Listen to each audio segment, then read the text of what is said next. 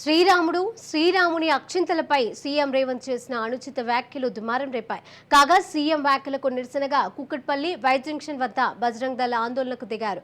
ఈ క్రమంలోనే ముఖ్యమంత్రి దిష్టి బొమ్మను దహనం చేసేందుకు యత్నించగా పోలీసులు అడ్డుకున్నారు. అనంతరం ఆందోళనకారులను అదుపులోకి తీసుకుని పోలీస్ స్టేషన్కు తరలించారు.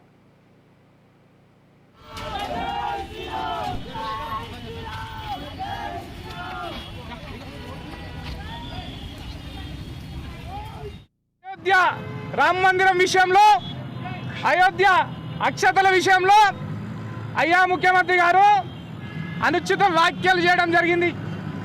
అయ్యా ముఖ్యమంత్రి గారు, మీకు ఇంతన బుద్ధి జ్ఞానం ఏమైనా ఉన్నదా అని ఈరోజు బజరంగ్ దళ్ ప్రశ్నిస్తున్నది.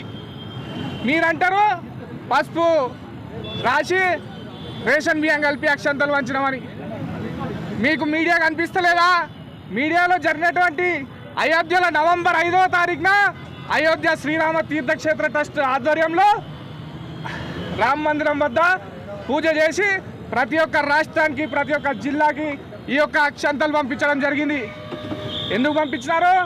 అయోధ్య జనవరిలో ప్రాణ ప్రతిష్ఠ ఉంది. ఆ ప్రాణ ప్రతిష్ఠ నాడు ఇటువంటి అయోధ్యలో పూజ చేసినటువంటి అక్షంతలు అందరూ కూడా దేవుడి వద్ద పెట్టుకొని చల్లుకుంటే అందరం ప్రాణ ప్రతిష్ఠ చేసిన వాళ్ళైతాం, అందరకు సకల సుఖాలు కలుగుతాయని చెప్పేసి ఈరోజు విశ్వ హిందూ పరిషత్ ద్వారా అయోధ్య రామభూమి ట్రస్ట్ ద్వారా పంపిణీ చేయడం జరిగింది. దాని మీద మీరు అనుచిత వ్యాఖ్యలు చేయడం ఏమిటి?